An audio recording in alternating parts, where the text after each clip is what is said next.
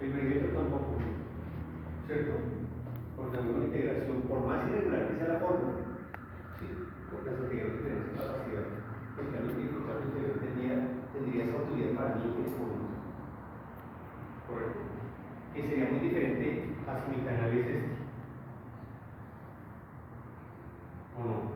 Entonces esto es base y esto es Y. Y entonces la red base por Y, ¿cierto? Y el perímetro es base más 2Y, ¿cierto? Entonces pueden haber formas tan irregulares o tan definidas como las que estamos mostrando. Y hay dos tipos de flujo entonces. El flujo confinado, que tiene laterales, confinado, como por ejemplo el flujo en una vía urbana, está confinado ¿por qué? Por los jardineles, ¿me entienden? Y actúa como un canal. Entonces, eso me lleva a pensar, o me da la opción de pensar, que las vías urbanas son canales. ¿Es verdad eso o no? ¿Las hemos visto que en algunos trabajan así? ¿Sí? ¿Por qué? Porque tienen un bombeo y a los costados no tienen formas tan regulares como el que puse ahí. Tienen como forma así, a dos aguas. Y bombeo puede estar a dos aguas o a una sola agua, ¿cierto? Depende del peralte. Pero si es plano, a dos aguas, que conduce aquí a los extremos para que la acumulación sea en los extremos que en el centro de la vía. ¿Por qué no quiero acumulación en el centro de la vía? Para que no haya accidentes. ¿Sí? Para que el vehículo no pierda el contacto de los neumáticos con el asfalto y derrape. Esa es la razón, ¿o no? ¿Sí? Sino yo quiero que rápidamente una vez llueve, el bombeo actúe, ¿cierto? Y envíe el esparcimiento hacia los costados. ¿Hacia dónde? Hacia las cunetas. Todavía, ¿cierto? Todavía, entonces actúa como flujo confinado. En cambio, este que es una planicie amplia, ¿sí? Obviamente tiene un B. ¿Cuál será el B? Pues depende de la calzada, ¿sí o no? ¿De qué depende la calzada? De su grado de importancia, ¿sí? Tenemos autopistas, arterias, calles, ¿sí? ¿De qué depende? Del nivel de importancia, del nivel de tráfico con el que se lleva el tránsito. Bueno, 6 carriles, 4 carriles, 2 carriles, ¿sí? ¿Sí? Y depende del ancho, ¿no? De la calzada. Entonces, cada carril sabemos que es de 6 metros, ¿sí? Si es de 2 carriles, pues tiene 12 metros. Si es de 4 carriles, tiene 24 metros. Si es de autopista de 6 metros, pues tiene 36 metros cada calzada, y en fin. Entonces, fíjense que el flujo combinado es un buen ejemplo de vías urbanas. Estas son vías urbanas.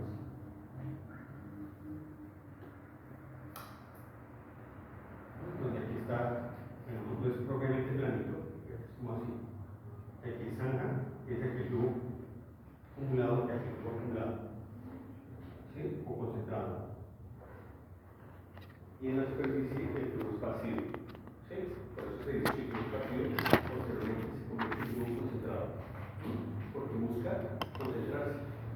Y una vez se ha concentrado, lo que es el flujo esparcido, yo lo puedo tratar como flujo superficial, ¿sí? Aquí, ese es el ejemplo, por ejemplo, de las vías interestatales o interdepartamentales, o sea que carreteras, ¿sí? Dejamos las vías urbanas que todas tienen continuamente al lado y lado para encontrarnos con aquellas vías que también tienen un bombeo, ¿cierto? Pero aquí tiene una zanja abierta, ¿no? O sea que un ejemplo claro es que ellas vienen a buscar aquí, pero no está confinado, o sea, no hay una acumulación gracias a ese confinamiento, no alcanza una profundidad gracias a ese confinamiento, no. Alcanza la profundidad gracias a qué? A la intensidad de la precipitación, ¿sí? Donde si la precipitación es más intensa, alcanzará mayor profundidad, y si la precipitación es menos intensa, alcanzará una profundidad menor, ¿de acuerdo? Pero las zonas que han laterales que son abiertas, no son cerradas como estas, entonces se llama flujo no confinado.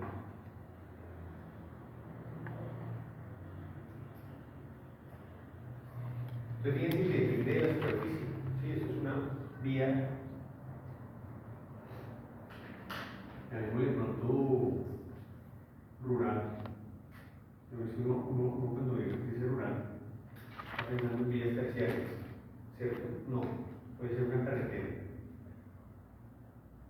¿Sí? Esto puede ser una vía urbana o simplemente una calle. Calle donde van los vehículos. ¿Sí? Una calle urbana. Diferente a una carretera rural. ¿Cierto?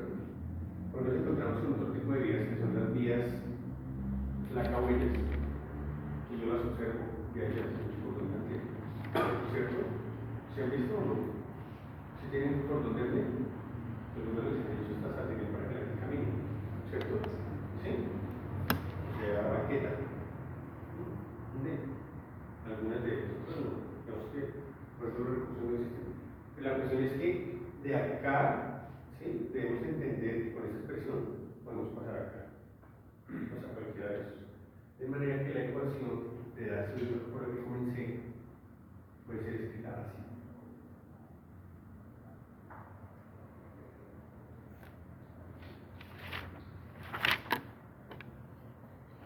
¿No es verdad eso? Sí, porque digamos que el hidráulico equivale a 4 veces el radio hidráulico, ¿cierto? Bien.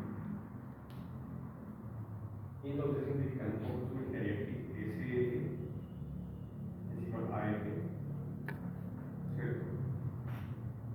Sobre 8 radio hidráulico por la velocidad cuadrada sobre G. ¿Sí?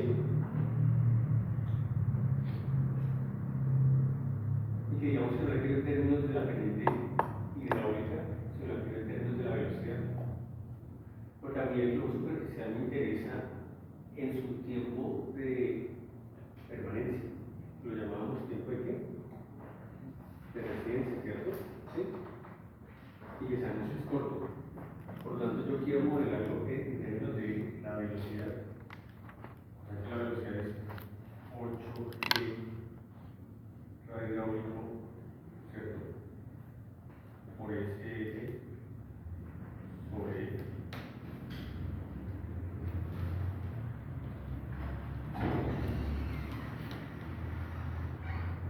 ¿de acuerdo?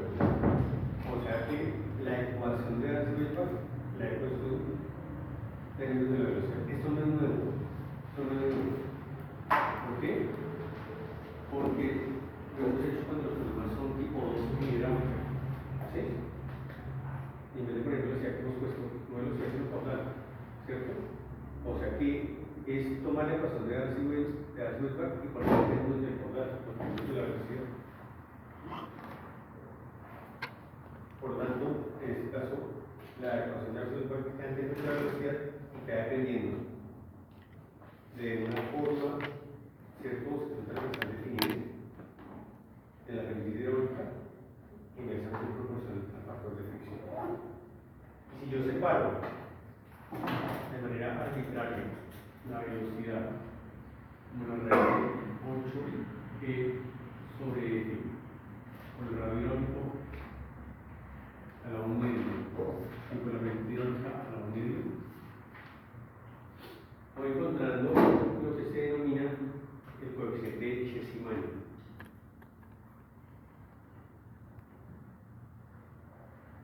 Que es C. Y lo voy a indicar de esta manera, como que C es la raíz cuadrada de 8G sobre F. O sea que el coeficiente de Chesimani, ¿sí? Es inversamente proporcional al coeficiente de pérdida de axis a F.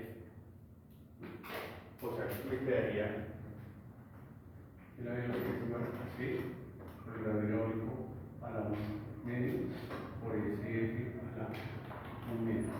¿Sí? Este es el que se conoce como coeficiente de Chesimani, como está en la diapositiva.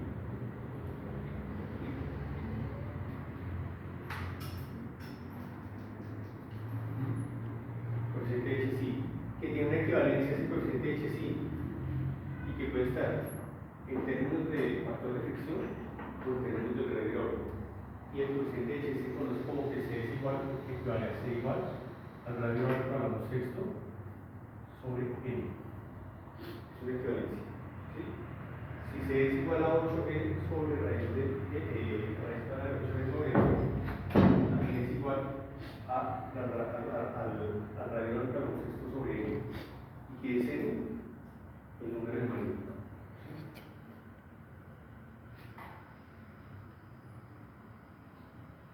Es un factor de velocidad.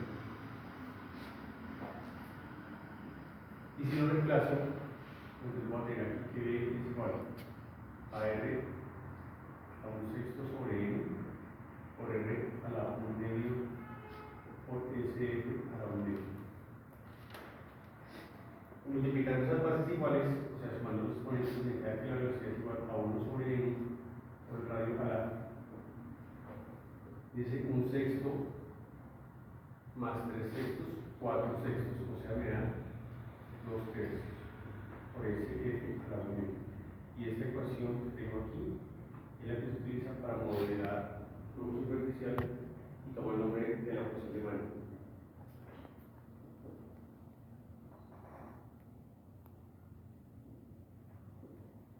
O conocida también como ecuación de Cauchy-Manin.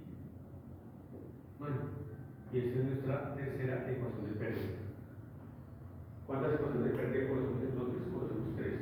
Primera ecuación, Darcy-Weisbach. Segunda ecuación, Hazen-Williams. Y tercera ecuación, Cauchy-Manin. ¿Sí? ¿Existen muchas más? Sí, existen muchas más ecuaciones. Pero estas tres ecuaciones son las más populares. La ecuación de Darcy, muy utilizada para modelar ¿qué? Flujo a presión de secciones circulares por lo general. ¿Sí? La ecuación de Hazen-Williams, una ecuación muy utilizada para modelar ¿qué? Secciones circulares, o sea, tuberías, pero exclusivamente de agua. ¿Sí? De agua. El flujo turbulento. Y la ecuación de Cauchy-Manin, una ecuación también de pérdida, pero que se utiliza normalmente para modelar flujo superficial. O sea, con esta ecuación vamos a modelar flujo superficial. Esta ecuación es empírica, ¿sí? El sistema de unidades gracias al número de Cauchy o el cociente de Cauchy es para el sistema internacional. Eso quiere decir que debe existir una ecuación para el sistema inglés. La ecuación entonces de Manin, en su forma general,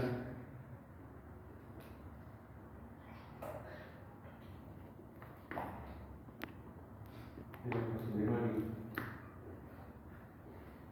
es esta. Quiero que me entiendan bien. Dice aquí que la velocidad, ¿sí?, es igual a A sobre N por el radio hidráulico a la 2 tercios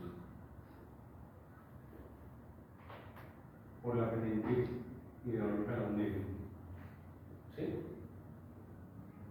Ya sabemos entonces qué es radio hidráulico y sabemos qué es pendiente hidráulico, ¿cierto? Pero ¿qué es N? Tenemos que ser el número de Manin. ¿De qué depende N? De la superficie por la cual esté corriendo el flujo. Entonces ahí está. Para diferentes superficies, ¿sí?, tenemos diferentes números de Manin. En donde si la superficie es más rugosa, entonces tenemos un N de Manin mucho mayor. Y están más o menos entre qué y qué. Entonces fíjense que aquí hay superficies antrópicas y superficies completamente naturales. Las superficies antrópicas, como por ejemplo superficie en concreto, vamos que yo normalmente no encuentro superficie en concreto, que no es que termine con el nombre, ¿no? Si hay concreto es porque el nombre estuvo por ahí o no. Y dejó huella de CO2, sí, ¿cierto? Sí. Pero superficies como por ejemplo matorrales densos, hierbas, bueno, cultivos sería también una actividad antrópica, pero hierbas, matorrales, canales con hierbas, matorrales, árboles densos, pues son superficies completamente naturales. En hidrología podemos encontrar de las dos. Si yo estoy en hidráulica, sí, a no ser que esté en hidráulica fluvial o hidráulica de ríos, que las superficies serán naturales. Pero en hidráulica por lo general las superficies son artificiales, como hechas por el hombre. ¿De acuerdo? ¿Sí? Que puede tener materiales tan curiosos como el que se quiera. Vidrio, cobre, latón. ¿Latón como por qué? ¿Una canal? ¿Sí? ¿Una canal puede ser un canal en latón? ¿Sí? una lámina de la que yo doblo en una forma caprichosa para canalizar agua lluvia, ¿cierto? ¿Sí? ¿Puede ser en vidrio? Sí, ¿cierto? Por el laboratorio que tenemos aquí, bueno, acrílico, ¿verdad? Pero si es correntía completamente superficial, o sea, continental, pues lo más probable es que yo encuentre formas completamente naturales como estas, con superficies naturales como hierbas, pastos, matorrales, árboles, curvos con hierbas y piscinas de inundación, limpios, curvos, limpios porque de pronto han sido dragados, ¿cierto? Limpiados por alguna máquina, pero con superficies completamente tierra, ¿verdad? O, mejor aún, canales perfectamente protegidos con coberturas, digamos, en concreto o roca, ¿sí? Que se llevan a cabo de esa manera por alguna intención. ¿Por qué tendría yo la necesidad de revestir un canal? ¿Cuál puede ser la necesidad primaria de prestar revestimiento a un canal? ¿Cuál puede ser? Protección para sus laderas, ¿sí? ¿Por qué? Porque hay socavación y erosión, ¿sí? Si yo quiero que el canal mantenga su sección uniforme con respecto al tiempo, pues yo le hago protección, ¿no? Lateral y de fondo. Entonces hago canales rectangulares, triangulares, trapezoidales, ¿cierto? Circulares, semicirculares, parabólicos, bueno, en fin. Formas de las que quieran. La cuestión es que independientemente de la forma que pasa, todas tienen su radio hidráulico y por lo tanto su geometría. O sea que de eso depende quién, n, como estamos viendo en esta diapositiva. Y esta ecuación tiene otro parámetro a. ¿Sí? Entonces ya queda todo explicadito. N, R y S quedaron explicados. Y ahora vamos a ver qué es A. ¿Qué es A? Entonces A es un coeficiente dimensional. Dimensional. ¿Sí? No adimensional, sino dimensional, o sea que tiene dimensiones y que va a depender del sistema de ecuaciones que utilicemos. Y decimos que es 1 metro a la 1/3 sobre segundo si el sistema es internacional. Y vamos a decir que es 1.49 y es puntos sobre segundo, ¿sí? Y a la 1/3 sobre segundo si el sistema es inglés. Porque es exponente de longitud a la 1/3. Porque el radio hidráulico al dividir, miren, aquí está, en longitud al cuadrado, puede ser metros cuadrados.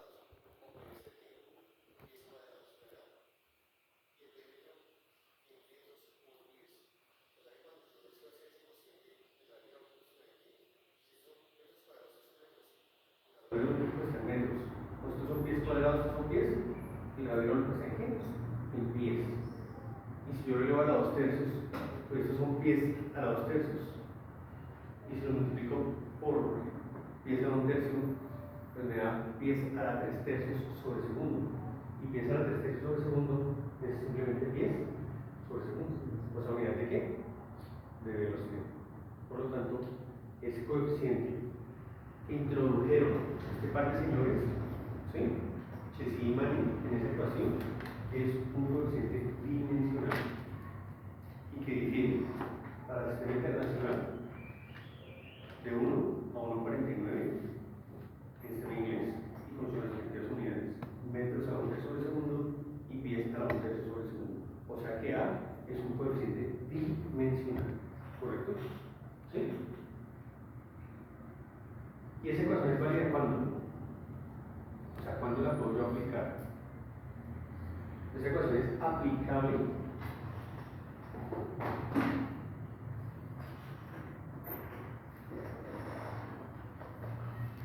siempre que se cumple el criterio de ingreso.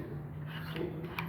O sea, siempre que el flujo tenga dos condiciones. Primero, que sea turbulento y que sea uniforme. Eso exige la aplicación de la ecuación de Manning. ¿Sí? Entonces exige dos cosas. Ser turbulento, es turbulento. Pues, no hay nada más de la canales mayores a 2000. ¿Sí? Esa parte es distinta. Para canales cambia un poquito el intervalo. Para canales decimos que flujos por debajo de 500 son laminares. Escuche bien. Para tuberías, ¿cuánto es? 1300 a 2300. ¿Sí? Y para canales mayores a 2000, mientras que para tuberías mayores a 4000. O sea que cambia mucho. O sea que turbulento quiere decir que el ritmo esté mayor a 2000, pero turbulento finalmente desarrollado, o sea, mucho mayor a 2000. ¿Sí? En teoría decimos mayor a 4000 simplemente. ¿Qué pasa entre 2300 y 4000? Flujo transicional. ¿Sí? ¿Qué pasa por debajo de 2300? Flujo laminar para tuberías. ¿Qué pasa para canales? Entre 500 y 2000. ¿Sí? Entre 500 y 2000 laminar, mayor a 2000 turbulento, mucho mayor de 2000, flujo turbulento plenamente desarrollado. Entonces se vuelve válida la ecuación de Manes. ¿De acuerdo? ¿Sí? Menor a 500, laminar. Entre 500 y 2000, transicional. ¿Sí? Pero esta ecuación no es válida para flujo laminar. ¿Sí? ¿Qué pasa entonces si el criterio de Henderson no se cumple? El Henderson tiene que cumplirse dependiendo del sistema de unidades. Y dice ahí que n a la 6 o la raíz cuadrada de RSF, cuando ustedes vean alcantarillados, van a volver a reconocer esta parte. Esta raíz cuadrada es la que se denomina fuerza atractiva. No atractiva, sino atractiva, de atracción. Y esa fuerza atractiva define exactamente la capacidad de arrastre del flujo. ¿Sí? Usted tiene un alcantarillado que lleva sólidos en suspensión. ¿Qué quiere? Que tenga su propia capacidad de autolimpieza o que el otro siga limpiando. Si eso no es lo que viene, un alcantarillado de aguas sanitarias, de aguas residuales sanitarias, o sea, domicilios, que llevan residuos biológicos, grasas y detergentes. ¿Sí? No puede haber más ahí, ¿verdad? En una casa de eso, grasa, detergente y residuos biológicos, ¿cierto? ¿Sí que le gustaría que tenga la capacidad de autolimpieza o que le toque la limpieza? Exacto. Entonces, la fuerza atractiva provee esa capacidad de arrastre. ¿Sí? Por eso el alcantarillado yo le proveo esa capacidad de arrastre para que todo lo que cruza por el canal, ¿sí?, no se sedimente en el fondo, sino que la misma fuerza o ímpetu de la corriente sea capaz de llevarse, ¿me entienden? ¿Sí? Aguas abajo. Y entonces de esa manera, primero se conserva la sección, porque si se sedimenta aquí, ¿qué pasa? ¿Pierde sección o no? Si eso se solidifica, ¿va perdiendo con el tiempo o no? Sí.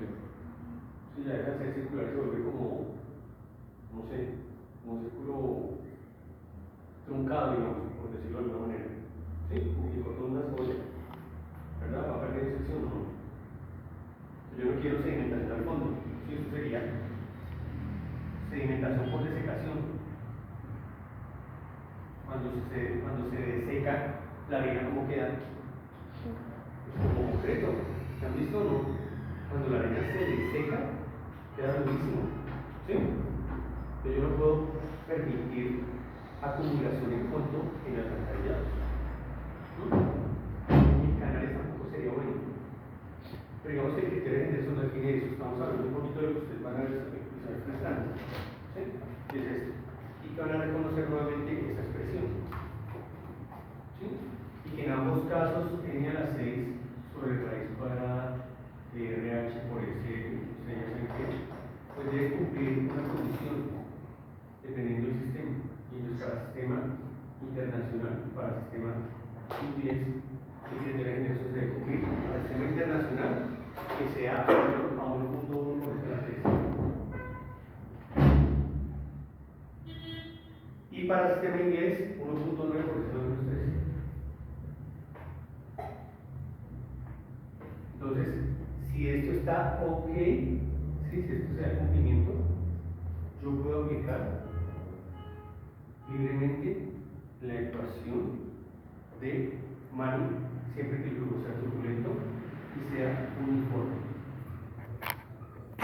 ¿Sí? Siempre que el flujo sea turbulento y sea uniforme. ¿Correcto?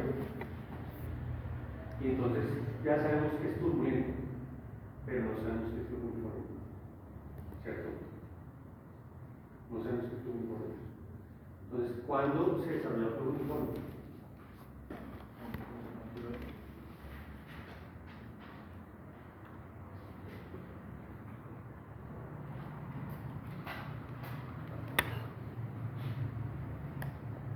Se desarrolla flujo uniforme en dos condiciones. Cuando se dé el balance propio, ¿sí?, de dos fuerzas. Si yo observo flujo uniforme, es porque ese balance se alcanzó. Entonces, ¿qué balance? Entonces, yo tengo un flujo en un canal, ¿sí?, que tiene una pendiente longitudinal, o sea, este es el fondo.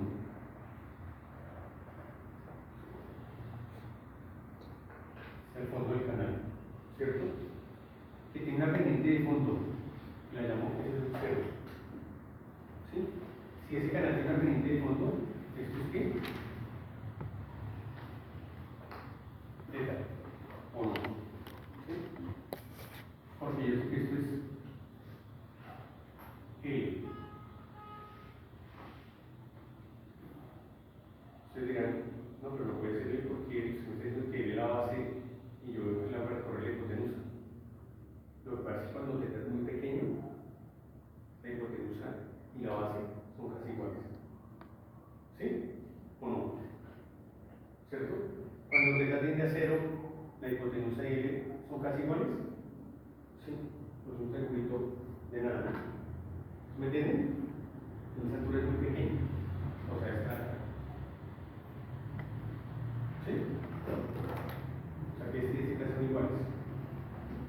O sea, que si este es H, es la diferencia potencial de altura entre la sección aguas arriba y la sección aguas abajo. Y este es L. Pues esto es pendiente o no. ¿Cuál pendiente? La pendiente del fondo del canal. Del fondo. O sea, que yo estoy viendo que el canal tiene un gradiente. Un gradiente potencial. ¿Qué es el gradiente potencial? Ese punto está más alto que este. Y el flujo superficial siempre va del punto de mayor energía al punto de menor energía. ¿Energía qué? Pues en este caso con energía potencial, o sea, con energía que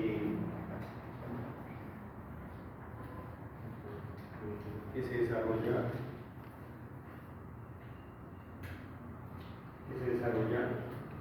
del punto más alto al punto más bajo. ¿Por qué? Porque eso es lo que es esa energía, porque sucede lo siguiente. Para un flujo en el que en la sección 1, si más o menos, ¿cierto? Para un flujo, para el que en la sección 1, ¿sí? Es la sección 1.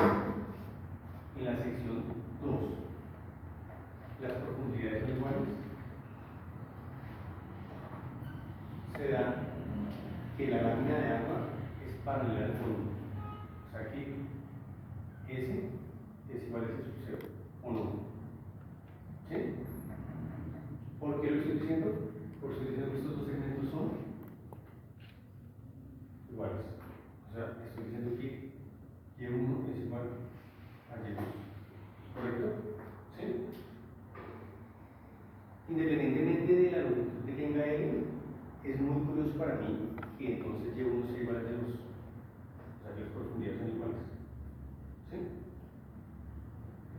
Supongamos que el canal es rectangular, es el caso más sencillo, ¿sí?, de sección constante. Y entonces esto es B y esto es Y. ¿Cierto? ¿Sí? Y si B es constante y Y permanece con respecto al tiempo, ¿qué pasa con la velocidad, chicos? Si todo es constante.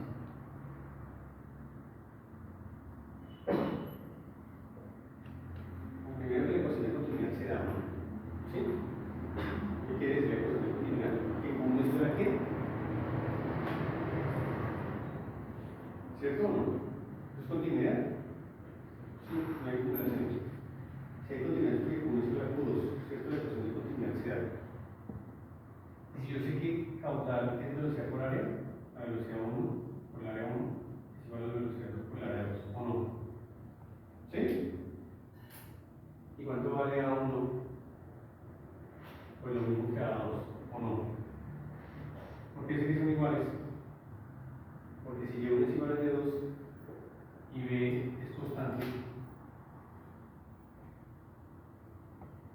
área 1 será igual a área 2, ¿o no? ¿Sí? Entonces, si son iguales,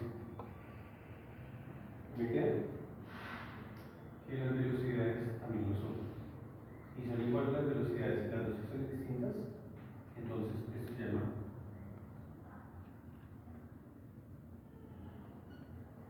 flujo uniforme. Y flujo uniforme entonces es cuando dB de T es cero. ¿Qué quiere decir dB de T es cero? Es que la velocidad es constante. ¿Se me entiende o no? ¿Sí? Eso lo entendemos todos. Porque la velocidad no ha cambiado con respecto a quién. De la sección 1 a la sección 2 hay un tiempo recorrido, ¿cierto? Hay un tiempo de recorrido porque una velocidad hay una distancia que hay entre la sección 1 y la sección 2. Pues un tiempo recorrido. ¿Cuál tiempo? Pues depende de la velocidad. Porque yo sé que velocidad sobre tiempo de distancia, ¿cierto? ¿Sí? Pues aquí lo que me dice es que no importa la distancia. No importa la distancia. Porque la velocidad permanece constante. ¿Sí? Si la velocidad es constante, entonces su derivada respecto al tiempo es cero. O sea que si uno es igual a 2, quiere decir que la velocidad del trayecto es ¿qué? Constante, ¿verdad? ¿Sí? Yo entiendo perfectamente. Si la velocidad es constante, su derivada es cero. Eso me lo dijo el profesor de cálculo. Y lo tengo presente. ¿Sí? O sea, ¿qué pasa? Independientemente de la longitud que esté o que exista entre 1 y 2, la velocidad es constante. Si la velocidad es constante, pues es uniforme, ¿cierto? Y si la velocidad es constante, chicos, entonces la cabeza también.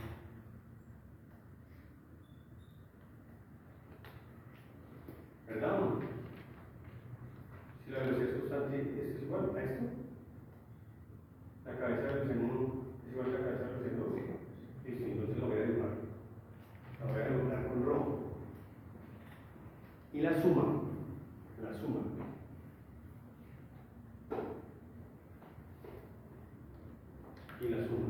Muy rojo, pero bueno. Y la suma. La voy a dibujar pintado. En este pedacito y este pedacito son las cabezas de velocidad en 1 y en 2. ¿Sí? Como he dicho que es constante, esa línea roja como va paralela a la superficie azul. Paralela. No. Pero bueno, por ahí. Entonces este segmento es igual a esto. Bueno, más o menos. ¿Cierto? Y esta es la línea de energía. La línea de energía es igual a qué? A velocidad al cuadrado sobre 2g más y y más z.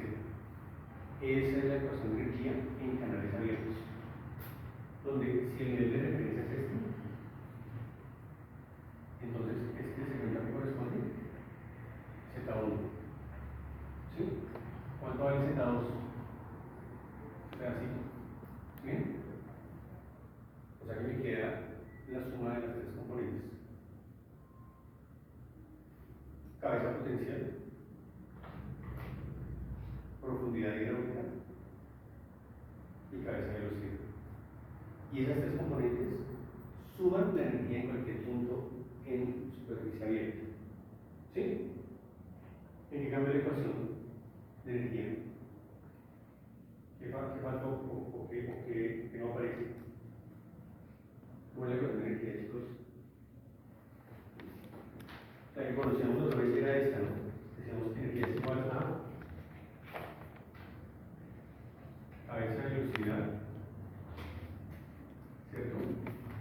Más cabeza de presión, más cabeza de posición, ¿sí? Eso lo conocemos.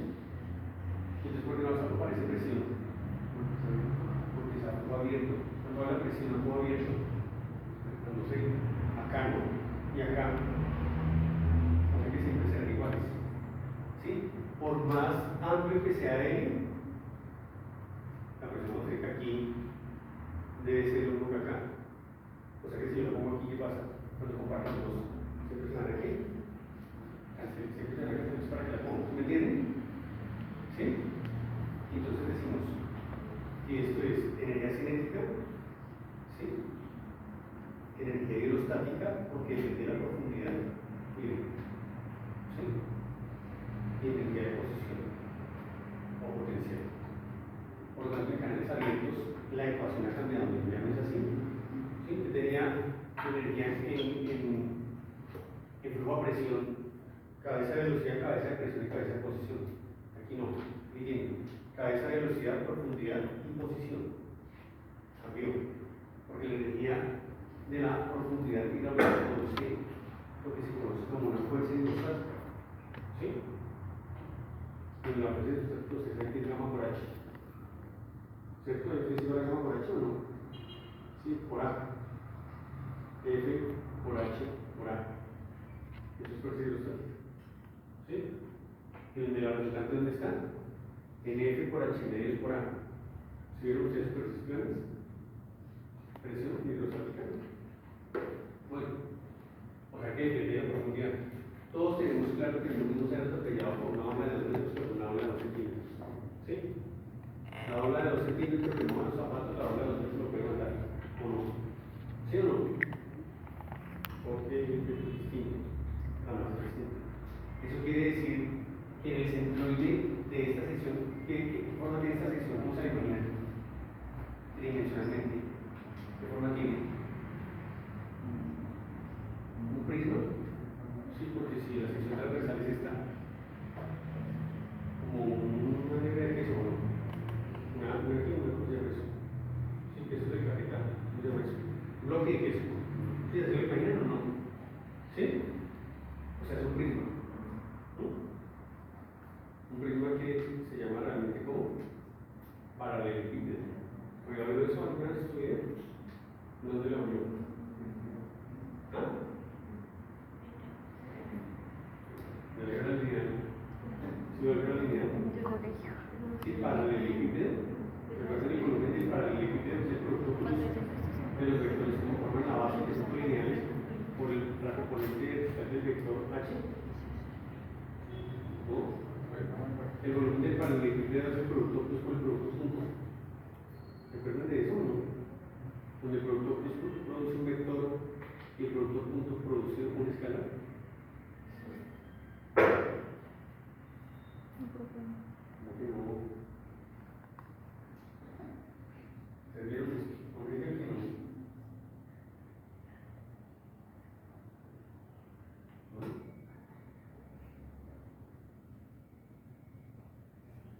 ¿Sí lo vieron? Paralelepípedo. Como un queso, pero ¿se acuerdan? Este es un vector, este es otro vector.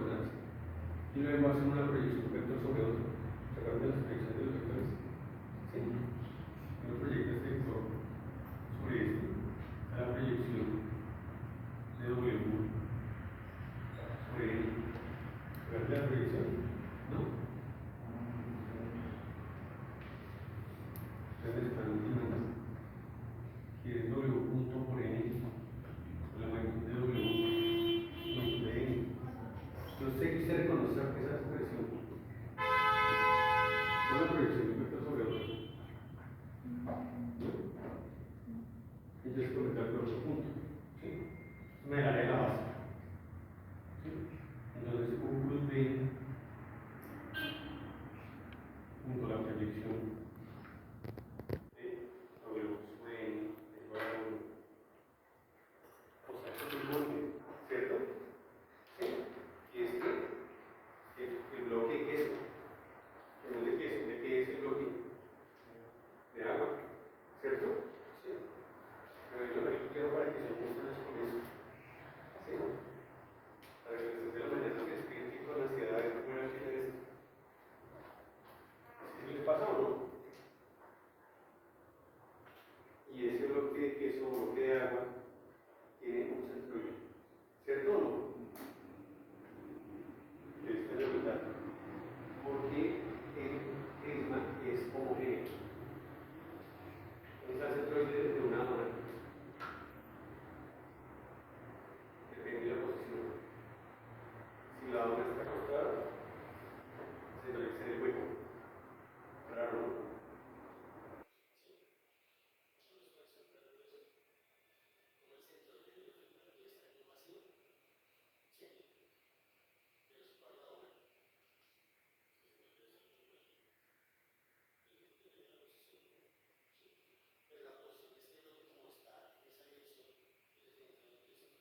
Es el CG, ¿cierto?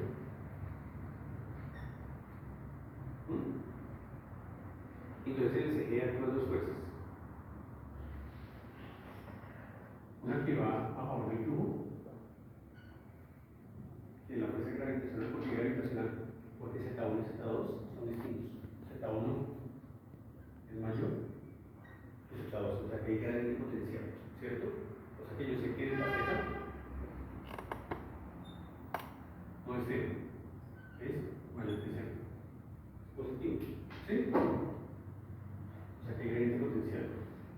Si hay gran potencial, existe una inercia que lleva el bloque en esa dirección, ¿cierto? Pero, como todo en la vida, hay fuerzas en contraposición, o sea, estas.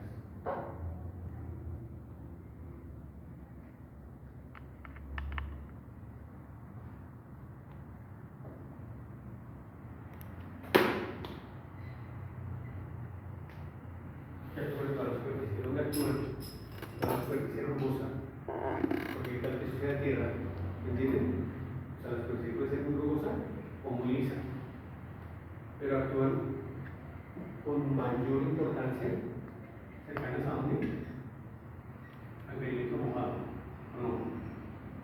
O sea, a la superficie sólida, que contiene al fluido, o sea, al golpe de agua. ¿Sí? ¿Por qué? Porque actúan ahí en contraposición, porque son fuerzas cortantes, o sea, Tau. Y Tau representa un esfuerzo. Fuerzas modernas.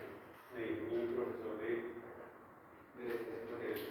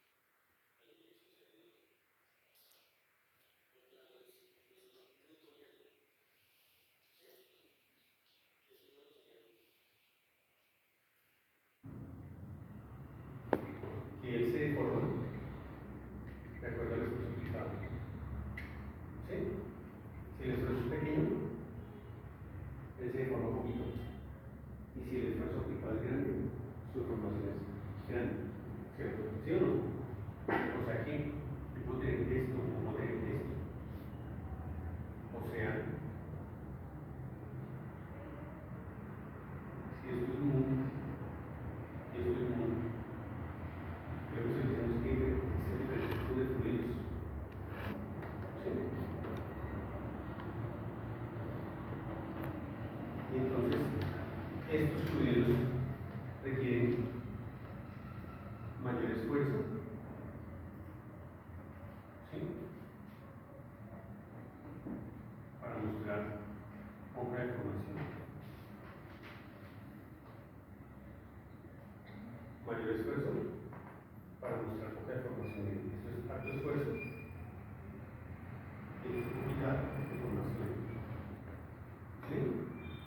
En cambio, esto es poquito esfuerzo, ¿sí? Y mucha información. O sea, se forman grandemente velocidad. ¿Sí? Esto puede ser pintura. La pintura es difícil de formar, ¿no? ¿Sí? ¿Han mezclado pintura alguna vez? ¿Sí? ¿Cómo es? ¿Cómo es para deformar pintura? ¿Fue con un palo de escoba viejo? ¿Sí? ¿En una canica? Es así. Ese movimiento en esas como lo estoy haciendo yo no es fuerte, ¿cierto? Tiene que estar muy bien parado y tiene un poco las piernas para apoyarse mejor, ¿cierto? Mejor y mezclar. ¿Por qué me toca así? Porque la pintura es muy viscosa, ¿cierto? Y viscosidad tiene dos propiedades importantes: tensión superficial mucha y cohesividad. ¿Sí? ¿Qué es tensión superficial? Que las moléculas para su separación tienen mucha resistencia. ¿Sí? Las moléculas tienen mucha resistencia, no se quieren separar.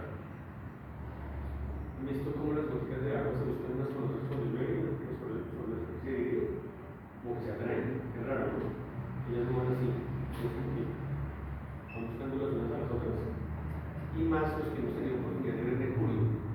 Como cuando es mercurio líquido, cuando se riega, y usted lo empuja, ¿no? ¿Se ve mercurio? Un fluido metálico. Pero traía los carbonos, eso es prohibido, ¿no? ¿Sí? Se me empujaba, no jugaba. ¿Sí? Así. Se rompió el momento y yo, pero esto para jugar, pero es malo, ¿por qué? Se le dio una interesante niño, ¿no? Produce cáncer. ¿Verdad? Por eso lo prohibieron. Pero ese fluido tiene esa particularidad, que tiene una tensión superficial que una ubicación con otra forma una muy grande. ¿Sí? Entonces la pintura tiene esas dos características y que tienen que ver con la viscosidad. ¿Y qué es qué? La propiedad que ofrece mayor resistencia a la separación de las moléculas, ¿sí? Y que es cohesiva. Eso es la cohesividad. ¿Y la pintura por naturaleza tiene que ser cohesiva o no? Claro, porque entonces si usted pinta y a la media hora vuelve y no es cohesiva la pintura, ¿dónde la encuentra? En el suelo. ¿Entienden? Una pintura buena tiene que ser cohesiva. Con esto quiero decir que no es lo mismo escurrir agua, aire o pintura.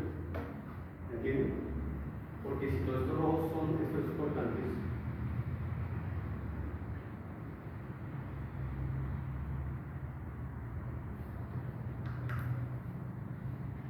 ¿sí? ¿Y qué ocurre en todo esto? Pues están ocurriendo realmente entre el perímetro mojado. ¿Qué forma tiene ese perímetro mojado? Si yo lo abriera, si yo como esto y lo abro, me queda acá y acá, ¿verdad? O sea, me queda una placa.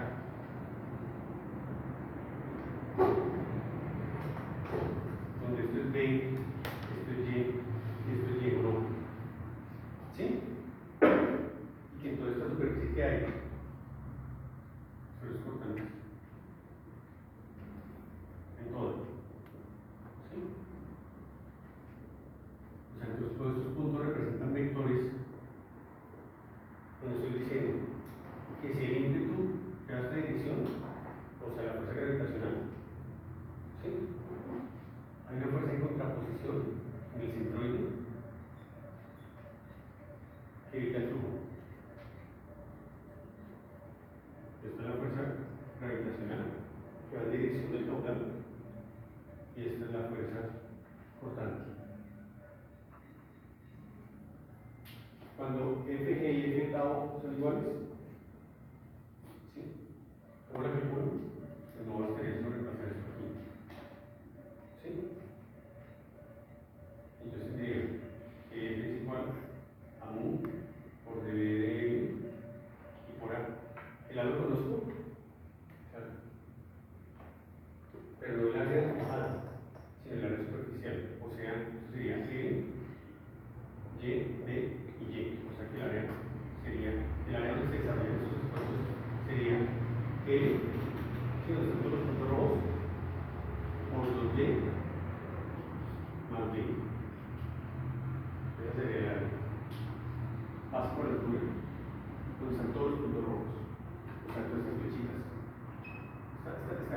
llena de taos, ¿sí?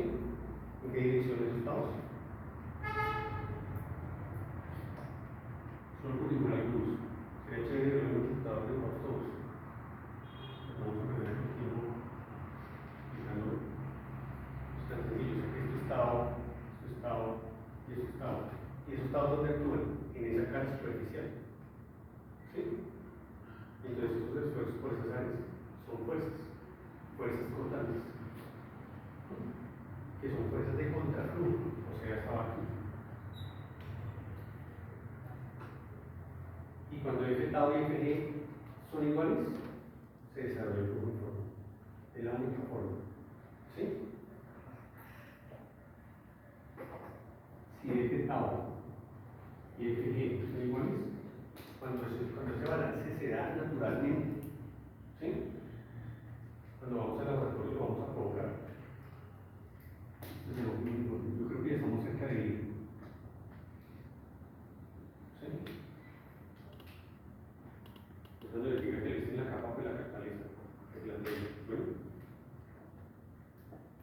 se desarrolla el flujo uniforme. Y ahí es donde se cumple entonces la ecuación de mano. O sea que el flujo uniforme es cuando las fuerzas gravitacionales se balancean con las fuerzas cortantes. O sea, lo que estamos diciendo aquí es que la sumatoria de fuerzas es igual a 0.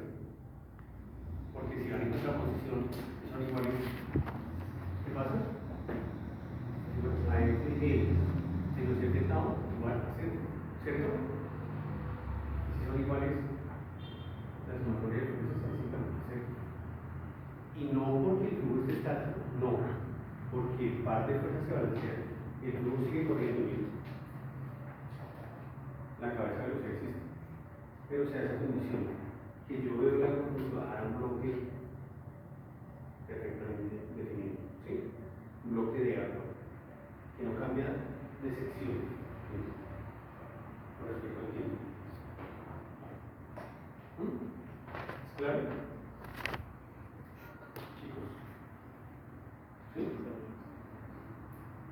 Y entonces, de ahí la condición propia para aplicar la ecuación de Manning. ¿Qué pasa entonces si la ecuación de Manning no se cumple? Que la sumatoria de fuerzas va a ser esto es lo que dice aquí. ¿Y qué estoy haciendo? Aplicando otra vez el teorema del transporte de Reynolds, que me da la variación de la superficie y el volumen, ¿cierto? Miren, volumen de control y superficie de control con respecto al tiempo, pero el bloque que eso cambia con respecto al tiempo. El bloque de agua cambia, o sea que no hay cambios con respecto al tiempo, o sea que esto se vuelve 0 y esto se vuelve 0. ¿Sí? ¿Qué es B? Pues B ahora es masa por velocidad, y la velocidad derivada con respecto a aceleración y fuerza es igual a masa por aceleración, y eso es lo que hace que esto se mueva, fuerzas gravitacionales. ¿Cuándo dejo yo de observar un uniforme? Puede ser en dos ocasiones. Cuando produce una caída, ¿sí? Entonces, se puede dar flujo uniforme, de acuerdo al balanceo aquí, ¿cierto? Pero cuando yo practico aquí una caída, ¿sí? De fondo, en este punto están equilibradas las fuerzas cortantes y las fuerzas gravitacionales. ¿Sí? Pero llega un momento en el que las fuerzas gravitacionales son mayores. Cuando las fuerzas gravitacionales empiezan a ganarle a las fuerzas cortantes, ¿por qué le ganan? Porque hay mayor potencial por la caída o no. ¿Sí? O sea que se ven afectadas por acción de la gravedad, ¿verdad?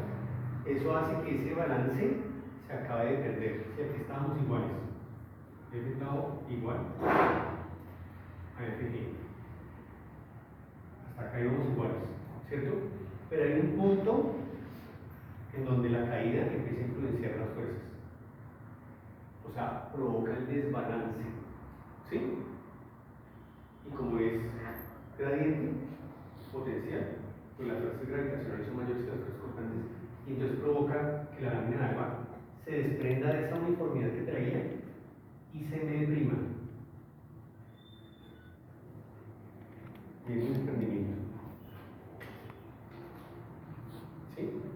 Entonces, hasta esa sección lleva flujo uniforme y de ahí para adelante el flujo gradualmente varía. Cuando las fuerzas gravitacionales son mayores que las fuerzas tractivas o cortantes, pues entonces la condición de uniformidad se pierde. Y la condición de uniformidad se puede perder de dos formas: de manera gradual o de manera brusca. ¿Sí? De manera brusca, cuando se produce, por ejemplo, un resalto hidráulico. ¿Lo han visto? Un resalto hidráulico es que el agua salta, o sea, asciende, y eso ocurre de manera brusca. ¿Sí? Gradual es cuando la lámina de agua cambia de profundidad poco a poco, de manera gradual, o sea, gradualmente. ¿Sí?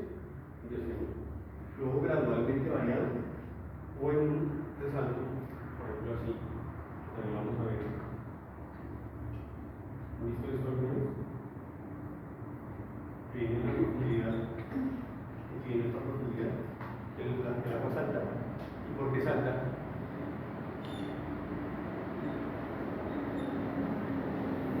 Rápidamente variado. ¿Sí? ¿Por qué salta? Porque el flujo venía en régimen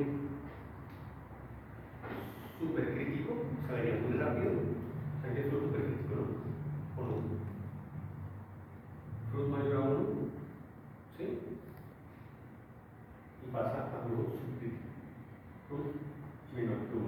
Te voy a explicar qué es esto. Flujo, así como el número de reinos, es un parámetro que me define la relación entre velocidad y velocidad de flujo y velocidad de onda. La velocidad de onda depende de la profundidad. ¿Sí? Cuando la profundidad es muy grande, la velocidad de onda es lenta. Es cuando uno tiene una roca en un charco profundo y suena ¿sí? Suena, ¿me entienden? Esa es velocidad de onda. Y usted ve cómo las ondas se esparcen radialmente, pero lentamente. En un flujo de poca profundidad, en una tubulación de poca profundidad, las ondas circulares se expanden radialmente rápidamente. ¿Sí? Se llama velocidad de onda. O sea que el número de flujo es un número dimensional como el número de reinos que relaciona velocidad de flujo contra velocidad de onda. Como está la gravedad, decimos inercia contra fuerza gravitacional. ¿Sí? Inercia contra fuerza gravitacional. Es importante tener esa relación porque no es lo mismo rodar con una pendiente así que rodar con una pendiente así. ¿Me entienden? ¿Qué pasa si la montaña tiene esta pendiente o en el río? Con mucho ímpetu, ¿cierto? Pero si es un río planicie, con una pendiente pequeño, no al río. ¿Bien? ¿Me entienden? Entonces, el resalto hidráulico, ¿sí? Se da con dos condiciones. Porque el flujo viene rápido y de pronto se convierte lento. ¿Por qué se puede convertir lento? Porque aguas abajo puede haber una acumulación de agua importante. ¿Sí? Entonces produce un choque y ese choque hace que el agua salte de manera natural. Se llama resalto hidráulico. ¿Sí? Es pasar de qué a qué? Pasar de flujo supercrítico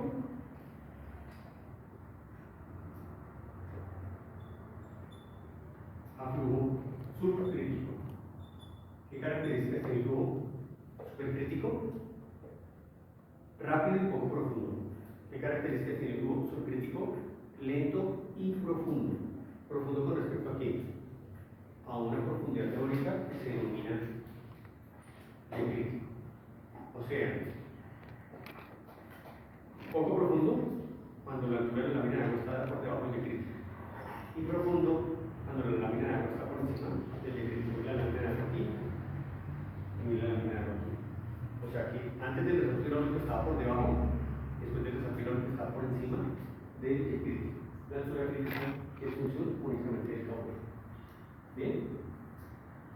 Eso es lo que se conoce entonces como flujo rápidamente variado, y esto flujo gradualmente variable. ¿Sí? Se produce este desprendimiento gracias a la caída cuando se da el desbalance. ¿Sí? Mientras exista balance, entonces quedamos en qué? En flujo uniforme.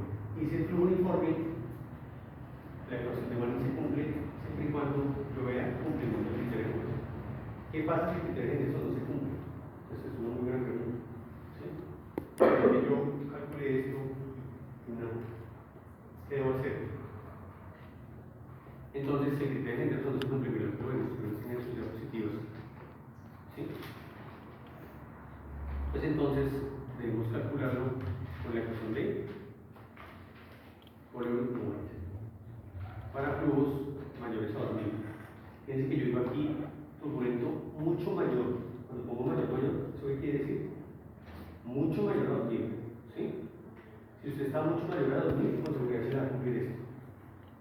El criterio de Henderson está ok. Pero si apenas está pasando los 2000, ¿sí? Para que el criterio de Henderson no se cumpla. Entonces la ecuación para aplicar es la de Euler-White. Mira, ahí está. Dentro del taller vamos a tener un punto o dos en donde el criterio de Henderson no se va a cumplir.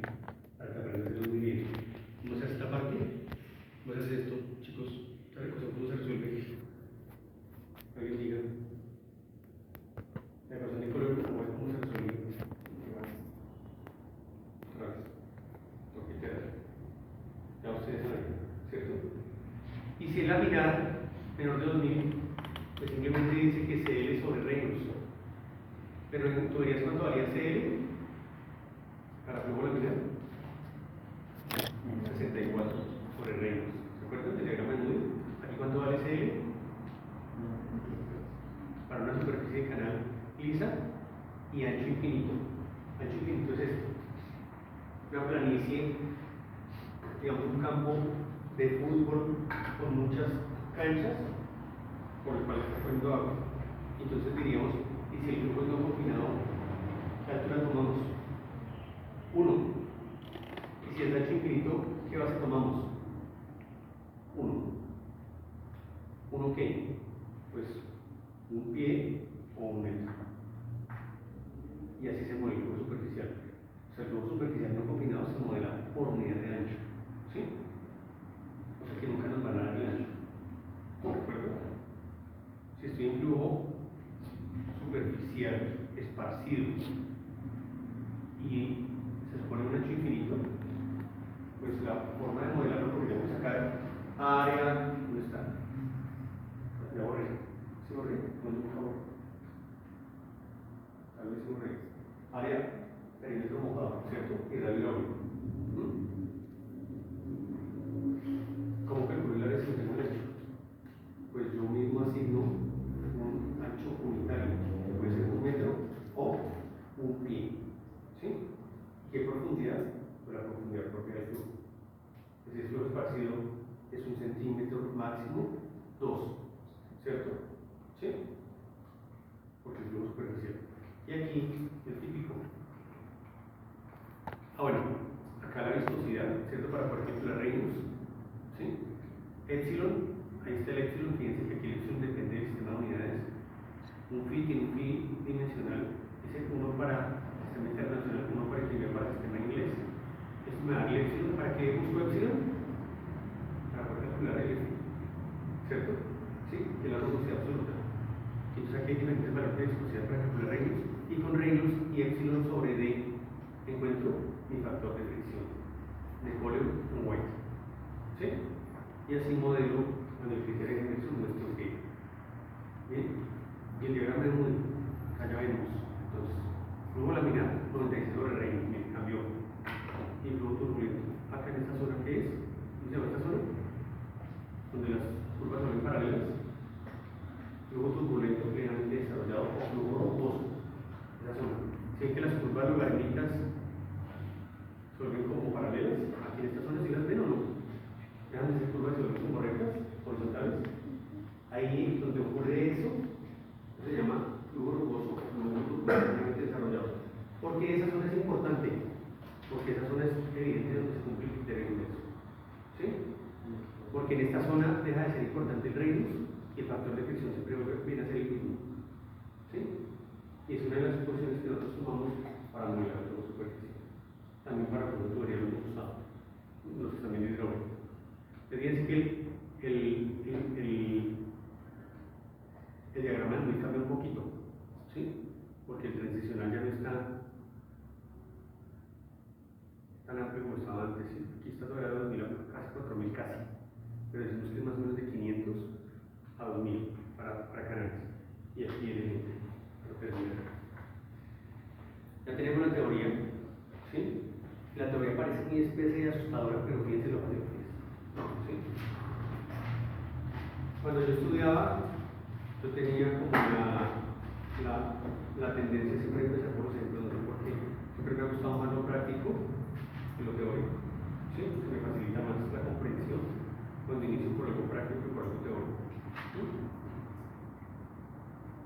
Y lo práctico, luego me despierta la curiosidad por lo teórico, ¿sí?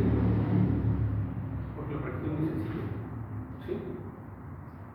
Y me da la posibilidad de comprender cada uno de los conceptos. Después busco los conceptos aquí, a ver si se cumplen, ¿sí? O qué excepciones tienen. Pero por eso están dando los ejemplos. Entonces dice acá, existe un flujo uniforme. Primera concreción. ¿Qué quiere decir flujo uniforme? Las profundidades no cambian por el tiempo y que la velocidad es constante. O sea, es una ventaja, ¿cierto?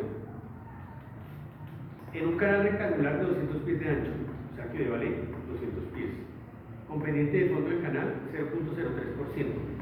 Esta pendiente para Mani no se da en términos porcentuales, sino absolutos. O sea que vamos a explicar por cuánto? Por 100. La misma porcentaje. ¿Cierto? Es una buena aclaración. Dice, coeficiente de Manning de 0.015. Eso ya me está dando esto. No me dicen que es coeficiente porque ya me lo dan. La profundidad es de 5 pies, o sea, Y. O sea, ya tengo la sección. ¿Cierto? Tengo Y. Tengo el área mojada y el perímetro mojado. Entonces dice, calcule la velocidad y caudal. ¿Cómo la calculo? Dice, verifique que el flujo sea completamente turbulento de tal manera que la ecuación de Manning sea válida. ¿Cuándo la ecuación de Manning es válida? Cuando se cumple quién? Henderson. ¿Sí? Bueno, listo. Para Henderson va a comprobar primero Henderson. Pendiente. Miremos aquí. 0.03%. ¿Cierto? Ya tengo este. ¿Sí? Radio hidráulico. Aquí. Me perdió.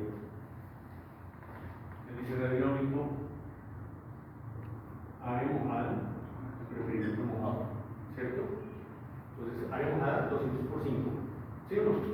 ¿Sí? Perímetro mojado, 2 veces 5 más 200.